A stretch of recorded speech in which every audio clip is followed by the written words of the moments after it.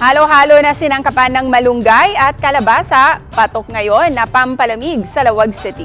Narito ang report ni Gab De Luna ng GMA Regional TV 1 North Central Luzon. Kakaiba ang pangunahing sangkap ng halo-halo na ito sa Lawag City, Ilocos Norte. Ang mga gulay na karaniwang matatagpuan sa sikat na Ilocano dish na dinengdeng, pwede palang gawing panghimagas. Nadiskubre raw ito ng gurong si Jem nang makakita ng tanim na malunggay sa kanilang bakuran. Simple lang daw ang paggawa.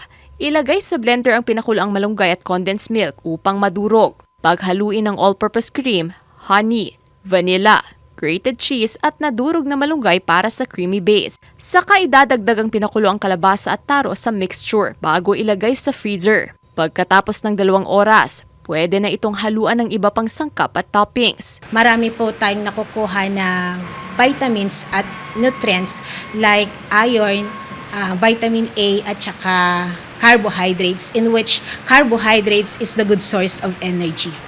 Ayon kay Jem, wala pa raw isang buwan ng recipe, ngunit marami na raw ang nahihikayat sa kakaibang twist nito, kabilang na ang kanyang mga estudyante. Pinipilahan din ang ice cream halo-halo overload sa Barangay Poblacion, Bugalyon, Pangasinan. Kasi dati may internet shop kami. Kaso, panay soft drinks, kaya nilakiban ko ng halo-halo. Kasi yung mga ingredients, iniluluto namin. Ako ang nagluluto lang, wala nang iba. Ilan sa sangkap ang minatamis na saging, makapuno, sago, gulaman, mais, gatas at homemade ube ice cream. Paghalu-haluin lang sa baso ang mga sangkap, lagyan ng gatas at muling lalagyan ng ube ice cream. Sa init ba naman ng panahon?